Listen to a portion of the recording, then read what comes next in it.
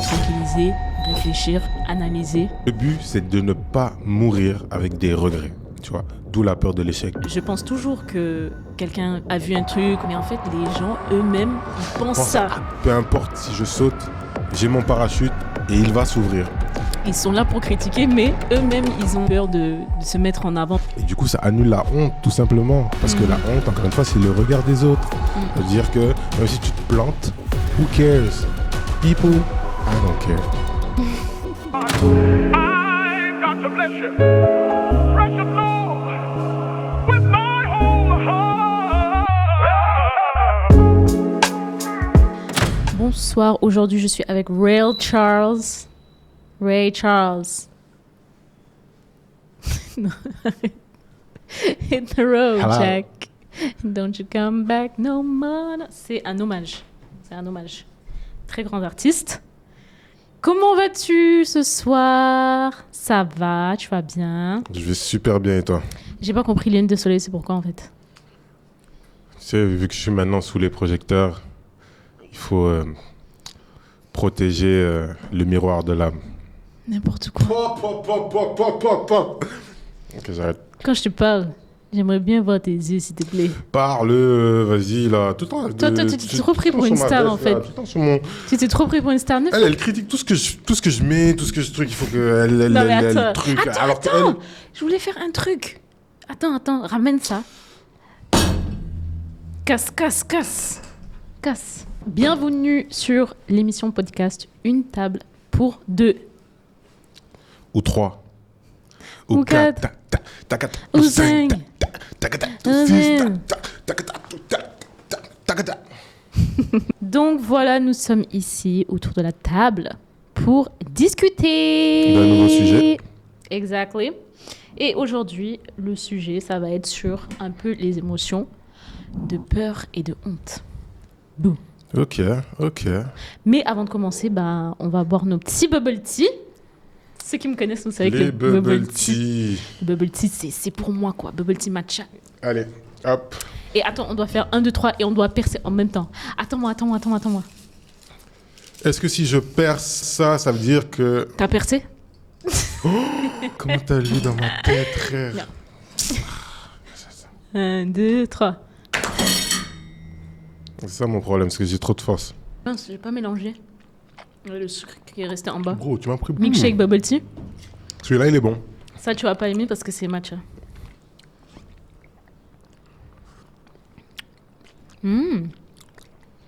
Il est bon, hein?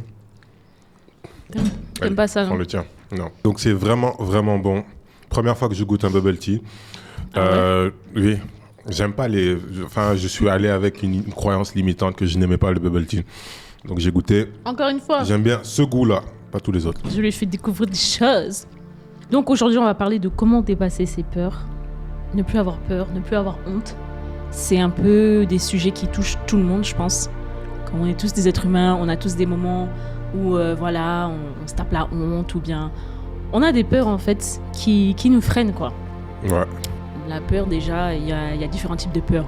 Genre, il y a des peurs qui sont visibles. Donc, en gros, je sais pas, tu vois un camion arriver vers toi et forcément, tu vas avoir peur, tu vas réagir, tu vois. Mécanisme de survie. Ouais, défense, etc. Et après, il y a la peur aussi que tu inventes selon tes pensées. Par exemple, j'ai un entretien demain. Ouais, j'ai trop peur et tout. C'est quelque chose qui se passe un peu dans ta tête, quoi. En fait, tu anticipes la chose. Tu te dis que si, que cette chose qui va se passer se passera exactement comme tu le penses, alors que Ouais, pas du tout. pas du tout, en fait. Tu Vraiment anticipes pas. tout simplement une douleur ou C'est ça. une action qui ne sera sûrement pas aussi intense que tu ne le penses. Ouais, clairement, c'est ça. Et après, je pense que c'est le cerveau aussi qui essaye de se protéger. De se protéger, De se ouais. protéger, quoi. D'anticiper les choses, etc. Après, je pense qu'il y a des gens qui sont un peu plus sensibles à ça. C'est-à-dire qu'il y a des personnes qui peut-être vont être angoissées à travers ça, alors qu'il y en a d'autres qui seront plus tranquilles dans certaines situations. Ça va Ouais, dépendre. le stress, l'angoisse, ça joue. Ouais. Et après, pour la honte, pareil, la honte, je pense que c'est un peu sensible à chacun. Je pense que c'est un sentiment qu'on a surtout quand il y a les gens qui sont présents. Ouais, je suis d'accord avec toi. Ben, c'est le regard des autres. C'est tout simplement forcément lié aux autres. Ça veut dire que si tu es seul, ce sera quasi impossible d'avoir honte. Tu as toujours honte à cause de quelque chose, tu vois.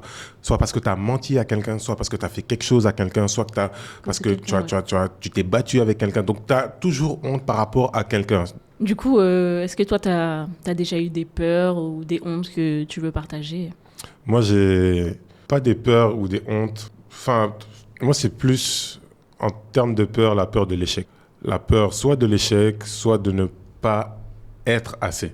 J'avais beaucoup de cette limitation de ne pas pouvoir essayer de nouvelles choses, de ne pas pouvoir me lancer dans de nouvelles aventures, tout simplement parce que ça me fait trop peur. Et si ça ne marche pas, et si ce projet que je lance n'aboutit pas, et si cette personne avec qui je me lance me lâche, et si cet examen, je le passe et je le rate, j'avais toujours l'anticipation de ces choses qui me bloquaient.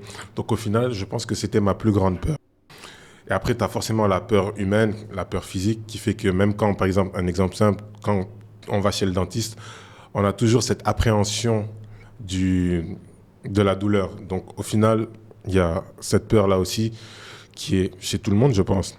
Tout le monde a forcément peur de quelque chose. Ça touche tout le monde, mais de manière différente. Mais du coup, tes peurs d'échec, etc., est-ce que tu penses que c'est pas plus profond, en fait? Chaque peur, en fait, veut dire quelque chose, tu vois. C'est lié à peut-être, je sais pas, un manque de confiance ou un truc qui s'est passé. Oui, je pense que c'est lié à des événements du passé. Et je pense que c'est lié aussi au trajet normal, enfin, à l'évolution normale d'un être humain. C'est que forcément, tu vas pas naître confiant, tu vois. Donc, c'est tout au long du processus que tu accumules des notions, des habitudes qui font que tu prends plus confiance en toi. Donc, c'est vraiment sur le fil du temps. Donc, la peur de l'échec, c'était vraiment une période Donc de là, ma vie. t'as plus peur de l'échec. Non, je n'ai plus peur de l'échec. Franchement, là, je suis passé à un niveau où je me dis, allez, on tente, on fait ce qu'on a à faire. En fait, le but, c'est de ne pas mourir avec des regrets, tu vois. D'où la peur de l'échec. De ne pas mourir avec des regrets. Et une fois que tu comprends ça, tu sais que, let's go. Anything is possible. Anything is possible. Tout est possible. C'est vraiment un mindset à mettre en place. Après, quoi. c'est lié à d'autres trucs beaucoup plus profonds. Moi aussi, forcément, j'ai mes peurs, j'ai mes moments de honte. Mais moi, j'ai l'impression que, en tout cas, pour moi, c'est plus lié à peut-être genre un manque de confiance ou genre à quelque chose, tu vois. Par exemple, je vais souvent avoir honte dans certaines situations parce que je ressens vraiment aussi les ondes des gens, tu vois. Genre, je ressens vraiment ce qu'ils ressentent et tout. En fait, je suis dans l'hypersensibilité, voilà, c'est ça. C'est ça le mot. Genre, je ressens trop ce qui va se passer, ce que les gens peuvent penser, etc. Et du coup, tu vois, à force d'être tout le temps dans cette analyse-là, Ça te bloque. Ouais, ça peut te bloquer. J'avoue que je fais partie des gens qui vont toujours essayer d'être un peu en mode people pleaser. Ah, ça, c'est compliqué. Et de plus en plus, j'essaye de sortir de ça. Mais je pense que, voilà, forcément, c'est dû à des traumas où tu veux être accepté, tu veux, voilà, plaire et tout, pour avoir une... Donc, toi, c'est la peur du rejet. Ouais, on peut dire. Peur de rejet. Ouais, toi on Ben sait moi que aussi, tu je t'en l'ai. Non, non, moi, je m'en fous pas. Non, je te jure, je m'en fous pas. tu t'en fous Non, de tout. je te jure, Non, en fait, c'est je parce te que promets, quand on te voit, vraiment, je donne l'impression que ouais, tu as l'impression je m'en d'être fous. un gars... Alors que pas du tout. Bien au contraire. Je fais beaucoup attention à ça. En fait, je pense que ouais, les peurs sont liées vraiment aussi avec la confiance en soi. Si tu as confiance, tu sais ce que tu fais, etc., tu auras de moins en moins de peur et tu pourras plus facilement voilà, combattre un peu tous les événements qui se passent, quoi. Donc en soi, c'est le fait de répéter la chose, de maîtriser une chose ou bien d'en savoir juste un peu plus, histoire de taire ce sentiment on va dire, d'inconnu. Parce que généralement, c'est l'inconnu qui fait peur, tu vois, parce que tu sais pas ce qui t'attend. Tu appréhendes. Mais moi, tu sais, quand on discutait la dernière fois et tout, et au tout début, quand j'avais ouvert mon entreprise, tout ça, au tout début, j'appréhendais, enfin, j'avais peur de, par exemple, aller vers les gens ou bien leur parler de mes trucs, etc. Tu vois, c'est certains blocages qui ont grandi avec toi. Vraiment réussir à dépasser ses peurs, ses phobies, etc. Tout ça. Et c'est pas forcément évident parce que du coup, comment Parce qu'il y en a qui restent bloqués. Comme je disais, moi, quand j'étais plus jeune, par exemple, je n'osais pas trop parler avec les garçons, tu vois. Genre, je restais un peu dans ma bulle. J'ai beaucoup évolué, mais je restais vraiment dans ma bulle et tout. J'allais parler avec les filles et tout, mais dès que par exemple, un gars venait me parler ou quoi, genre, je n'osais pas trop, tu vois. Donc, c'est un peu lié, confiance, timidité, peur, etc. Ça va avec l'âge et l'expérience. Parce que quand on est jeune et tout, on est en train de se développer, tout ça. Donc, pour ceux qui sont jeunes, ne vous inquiétez pas, à un moment donné, vous allez pouvoir sortir de votre carapace. Et c'est pour ça qu'il y a le travail sur soi, etc. Justement, comment réussir à être voilà, bien dans sa peau, quels sont les mécanismes, quels sont les exercices que tu peux mettre en place, etc. pour ne pas rester dans être l'ancien toi, mais évoluer, tu vois. En soi, si je dois vous donner un conseil pour pouvoir évoluer et changer de vision par rapport à la personne que vous êtes maintenant, qui est bloquée en fait dans ce mécanisme de peur et de honte, c'est tout simplement de vous exposer. De vous exposer à ce qui vous fait peur, de vous exposer au processus. Je ne sais pas ce que tu en penses, mais je pense que c'est la meilleure des choses. Par exemple, moi, je n'étais pas du tout à l'aise lorsqu'il s'agissait de parler en public ou de parler à la caméra. J'avais de très, très gros problèmes de communication, que ce soit dans nos premières vidéos, et Vanessa, elle le sait, dans nos premières vidéos, je détestais regarder les vidéos, je détestais me regarder à la caméra. Je n'aimais pas la manière dont j'interagissais avec la caméra, je n'aimais pas. C'est de très beaux souvenirs, mais tu sais que j'avais du mal avec ça. Tout simplement parce que je ne maîtrisais pas ce que je faisais, je n'étais pas en confiance avec ma personne. À un moment donné où tu as l'impression que tout ce que tu fais, c'est pas ça. C'est un truc vraiment particulier, sauf que encore une fois, pour pouvoir le dépasser, il faut s'exposer à cette chose. Donc, il faut comprendre le processus que plus tu fais quelque chose, plus tu apprends de cette chose, plus tu maîtrises cette chose et plus tu as confiance en toi et plus la honte commence à s'effacer et plus tu comprends les mécanismes. Et même si t'arrive quelque chose de bizarre, tu te rendras compte qu'au final, ça fait partie du processus et que c'est que du positif au final. Et du coup, ça annule la honte, tout simplement. Parce que la honte, encore une fois, c'est le regard des autres. Ça veut dire que même si tu te plantes, who cares? People, I don't care. Drop the mic. Drop the mic. I don't care. Ouais, c'est ça, c'est les exercices au quotidien. C'est la répétition. En fait, je pense que ce qui va nous pousser à nous faire sentir mal, c'est surtout aussi nos pensées, tu vois. Oui, parce que les branleurs, ceux qui font rien, excuse-moi, on va dire les termes. Il y a des gens, ils font rien et après, ils espèrent évoluer. Tu vois ce que je veux dire? Il y a des gens, ils s'auto-diagnostiquent en incapacité de pouvoir évoluer ou ils s'auto-freinent en se disant, moi, je ne peux pas faire ça, donc je m'auto-diagnostique, personne pas apte à faire ça, tu vois. Et automatiquement, tu te disqualifies, en fait. Tu te disqualifies de la possibilité de pouvoir évoluer ou avancer ou pouvoir tout simplement sortir de ce schéma mental qui te bloque, tu vois. Et moi, ça me rend fou. Tu sais que c'est pas évident parce que en fait, il y a des gens qui sont vraiment là, on parle vraiment de trauma, etc. Pas juste des gens qui sont feignants, mais vraiment des gens qui sont ancrés, en fait, dans ce schéma de pensée négative, etc., machin, tu vois. Je vais te donner un exemple. J'ai fumé pendant 7, voire 8 ans. C'était ancré en moi. Ancré, ça veut dire je sors, je fume, le matin, je fume. C'était ancré en moi. Il a fallu affronter cette peur de devoir arrêter pour pouvoir accéder à quelque chose de plus intéressant, la santé. Affronter ces peurs, même quand c'est chaud, même quand c'est un trauma, tu vois, même quand c'est à l'intérieur de ta peau, il faut savoir affronter cette peur, tu vois ce que je veux dire? Ouais, c'est sûr. Il faut beaucoup de force. C'est encore une fois. Et c'est possible. Bien sûr que c'est possible, mais je pense qu'il faut déjà être entouré par les bonnes personnes. Avoir un mental. Un bon coach. Voilà. Prenez coach Vanessa. Être proche de Dieu. Amen. Ah ouais. Mais ouais, parce qu'en fait, on réalise pas, mais tous les jours, on a des pensées qui sont dans notre tête, qui ruminent, etc. Et en fait, c'est vrai que y a beaucoup de pensées négatives qui sont là. Et du coup, il s'agirait d'aussi essayer de les laisser passer et de prendre en fait plus le positif, quoi. Parce que dans Ça la me journée... rappelle ce que tu viens de dire, ça me rappelle une image, une vidéo où c'est une femme qui marchait avec un gros sac. Mm. Et elle faisait toute une journée avec le sac, elle allait faire les courses, les trucs. Et du coup, ils ont connoté en fait le sac comme les pensées, en fait, les trucs qu'on porte tous les jours. Et on s'en rend pas compte, mais qui nous rendent la vie insupportable. Ouais, c'est ça. C'est grave ça. Je pense que c'est réussir en fait à faire la part des choses. C'est-à-dire, il t'arrive une dinguerie ou un truc, il faut que tu te dises, bon, c'est la vie, c'est un peu comme ça. Il faut que j'aille de l'avant. Il faut pas que je m'attarde dessus.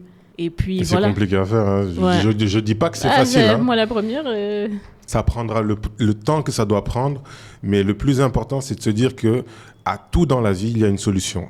Dans tout ce que tu fais, il y a une solution. Déjà, de par vos croyances respectives, Dieu, je pense qu'on croit tous en Dieu. Déjà, le début du changement, si tu penses qu'il y a quelque chose de plus haut que toi qui te permet de changer, tu as déjà gagné 50% du combat, quoi. Tu vois ce que je veux dire? Donc, c'est un point important. What do you think? Of course. Dieu, c'est clair que c'est la priorité. Prier, tout ça, ça aide mentalement. Après, il y a plein d'autres exercices. Par exemple, le journaling, écrire un peu ce qu'on ressent, parce que ça nous permet de prendre du recul et de voir en fait nos sentiments, de les comprendre. Il y a bien sûr la méditation aussi qui permet d'avoir un peu de vide dans la tête, parce que tous les jours, quand tu as les pensées, Qu'est-ce que tu appelles méditation? Parce que la dernière fois, j'ai remarqué que vous, ce que vous appelez méditation et ce que moi, j'entends comme méditation, c'est deux choses différentes. En fait, il y a différents types de méditation.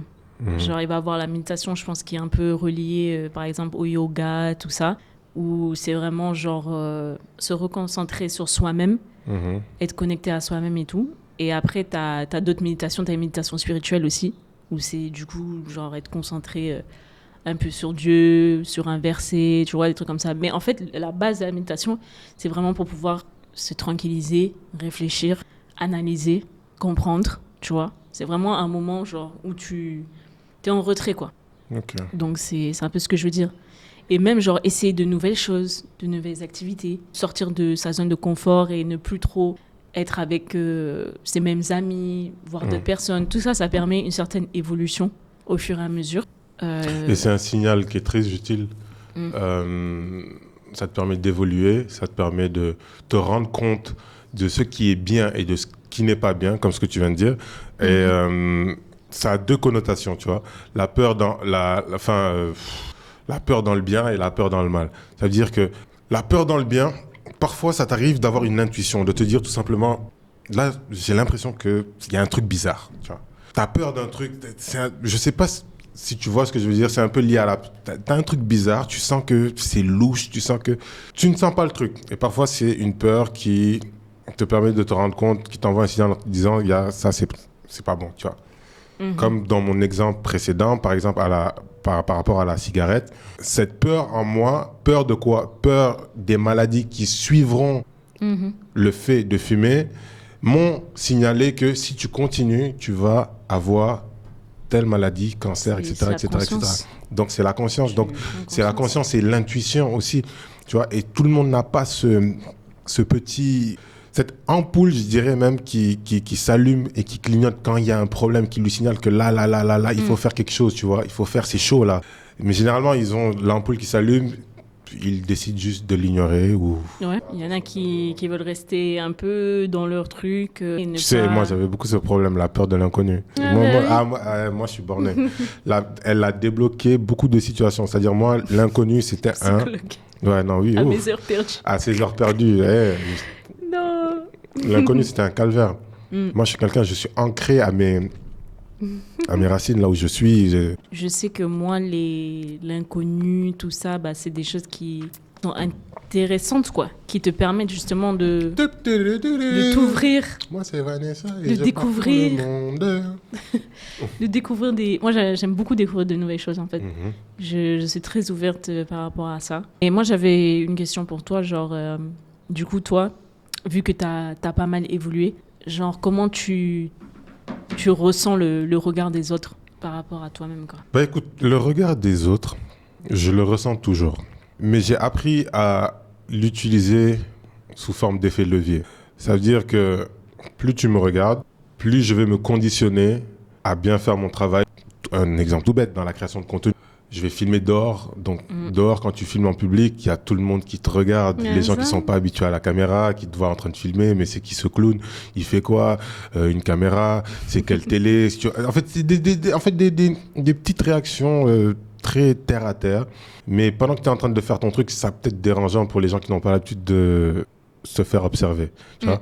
Et je vais tout le temps faire de telle sorte de m'automatrixer en me disant que c'est comme ma chambre, en fait. C'est comme quand je suis dans ma chambre. Quand tu es dans ta chambre, tu fais ce que tu veux. Tu t'en fous de qui te regarde. Tu es dans ta chambre. Ça veut dire que tous les acteurs de cette pièce, quand ton père rentre dans ton salon, tu discutes avec lui. Quand ta mère rentre dans le salon, tu discutes avec tes soeurs, etc., etc.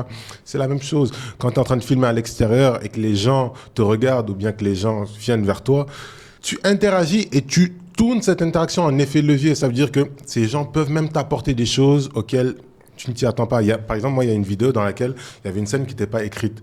Il y avait une scène où j'ai un intervenant qui me pose une question, sauf que cette scène n'était pas écrite. Mais avec l'expérience, j'ai pu tourner en fait cette rencontre avec cette personne en effet levier. Ça veut dire que cette personne a accepté de jouer dans ma vidéo et ça donne du positif, tu vois. Donc le regard des autres, c'est positif pour moi. Ça me dérange, mais moins qu'avant. Et toi? Comme je l'ai dit, avec le temps, j'ai appris un peu à ne plus trop faire attention. Après, c'est clair que c'est toujours un poids, sachant que moi, je sais que je suis une personne un peu plus introvertie qu'extravertie, mais je pense que j'ai mes moments. Il y a des moments où je vais être en mode un peu folie. Par exemple, je sais quand je suis avec mes amis et tout, on va faire ce qu'on a à faire, voilà quoi. Par exemple, même pareil, moi aussi, quand je fais de la création de contenu, j'essaie de me mettre un peu dans ma bulle et de me dire, voilà, je fais quelque chose qui me plaît et tout. Et souvent, les gens qui te regardent ou qui veulent dire des choses sur toi, je pense qu'eux, en fait, ils n'oseraient pas faire ce genre de choses, tu vois. Ils sont là pour critiquer, mais eux-mêmes, ils ont un peu cette peur de se mettre en avant, même ce qu'on est en train de faire, genre là. Je sais que c'est pas tout le monde qui oserait venir devant un micro, s'exprimer, parler de tout ce qu'il ressent et tout. Au moment où je me suis rendu compte que c'était pas évident pour les autres, je filmais une interview et la personne avait un peu de complications à délivrer son message de par sa préparation, de par l'habitude de parler en public. Et c'est là que je me suis rendu compte qu'en fait, c'est tout un skills, tu vois. C'est tout un... C'est vraiment quelque chose de devoir parler en public ou bien de faire quelque chose qui va au-delà de la peur, tu vois. C'est pas évident pour tout le monde. Donc, en soi, éviter de s'auto-diagnostiquer. Oui, moi, je suis introverti ou extraverti. Même ce concept d'introverti, extraverti. Moi, je dis toujours que je suis les deux. Moi, je dis toujours que je suis. Voilà, un peu des deux. Après, voilà, c'est juste qu'il y a différentes personnalités. Et quand tu te connais, parfois, il y a tu sais que côté qui truc plus que l'autre. Voilà, c'est juste se connaître en fait. C'est juste connaître ses limites, etc. C'est pour ça que je dis plus introverti parce qu'il y a des moments où voilà, j'ai envie de souffler, etc. Et que voilà, quand il y a du monde et tout, ça peut être un peu... Je vais pas énormément parler ou me mélanger, etc. Mais voilà quoi. Je pense que pour pouvoir dépasser ses peurs, etc., il faut juste en fait faire ce petit plus où tu sors un peu de ta zone de confort chaque jour pour après, et quand tu vas sortir, en fait, tu vas réaliser que au final, c'était ça. Ah, ok, en fait, ça va, quoi. Et prendre le temps de voir, comment on se sent à l'intérieur et de se réguler, en fait. Parce que tout ce qui se passe dans ta tête, c'est toi, hein. C'est toi. Des fois, tu vas penser, ouais, il s'est passé ça, comme tu le dis souvent. Ou bien parfois même, tu auras l'impression d'être ridicule alors que les gens n'ont pas vu. Oui. C'est dans ta tête. Et moi, en fait, il y a un truc, tu es en train de me rappeler, en mode, je pense toujours que quelqu'un a vu un truc ou alors est en train de penser à moi, mais en fait, les gens eux-mêmes, ils pensent ça. Exactement. Eux-mêmes, ils pensent ça. Ils pensent que en fait, on a ce truc de un peu égocentrique où on pense que tout le monde nous regarde, tout le monde nous truc et tout le monde est en train de penser à nous, mais les autres gens, c'est exactement la même chose en fait. Donc, même si tu vois quelqu'un qui est hyper confiant, qui est, par exemple, toi, tu dégages ça, au fond, par exemple, moi, je te connais, je sais que tu as toujours tes petits trucs où en mode, tu peux avoir peur d'un truc ou être angoissé d'un truc. Mais généralement, les gens qui sont hyper confiants, ils ont beaucoup ce complexe ils ont beaucoup de complexes. Mm. Par exemple, je vais donner un exemple simple. Michael Jackson, il avait... Je regarde beaucoup, en étant un grand fan, je regarde beaucoup ses biographies et tout. C'est quelqu'un de fondamentalement parfait sur la scène. Mais intérieurement, il avait beaucoup d'insécurité. Que ce soit physique ou émotionnel, quelqu'un de très... On veut se comparer à d'autres personnes, etc. Par exemple, genre, moi, je vais te regarder et tout, je vais dire, ah, regarde, Alain, lui, quand il fait son truc, genre, voilà, il s'en fout et tout, c'est trop bien, etc. Mais au final, tu vois que... En fait, je pense que... C'est chaud pour tout le monde. On admire les gens, mais il ne faut pas oublier que même les plus grandes stars et tout, bah, sont pas aussi... Sensible à ça. C'est des êtres humains. Ce qui fait la différence entre ces gens et toi, c'est tout simplement que ces gens ont eu le courage de dépasser leur peur. Donc, ont eu le courage de faire le pas en plus, de sauter ça, hein. Et de se dire, peu importe si je saute, j'ai mon parachute et il va s'ouvrir. C'est juste ça, il va s'ouvrir, peu importe ce qui se passe, il va s'ouvrir. Et la plupart des gens se disent, si je saute, ouais, il se pourrait que mon parachute ne s'ouvre pas. Il se pourrait que je sois dans une mauvaise position. Il se pourrait. De toute façon, il y aura toujours des trucs. Il y aura toujours des trucs. Donc au final, il y aura toujours des trucs. Saute et puis... Et ouais, c'est ça, parce que par exemple, nous, si on n'avait pas eu le courage de venir ici et puis de faire des vidéos, de se mettre en avant, bah, aujourd'hui, on ne serait pas là en train de kiffer notre rêve. Et ça me fait penser on a dépassé une peur. à tous les gens qui m'écrivent, des fois sur TikTok, etc., qui me disent « Ouais, j'aimerais bien faire un peu comme toi, community manager, ouvrir mon truc, nanana. » Ben, allez-y, ayez le courage de le faire. Parce que moi, une meuf timide qui n'ose pas trop et tout, bah, j'ai réussi à dépasser ça. Donc, pourquoi pas vous? Et beaucoup de bonnes choses arriveront. Amen, Amen, Inch'Allah. Comme bon vous semble. Sur ce, je pense que c'était la fin de ce podcast. Un podcast court et simple, une discussion assez entre intime et... deux personnes qui ont beaucoup de peps, beaucoup d'amour. Ce podcast, c'était un peu plus dans le sérieux. Exactement. Donc sur ce, j'espère que ce podcast vous aura plu. C'était Une table pour deux avec Alain et Nessa. On se dit au prochain épisode. À très bientôt. À très bientôt. Ciao, ciao.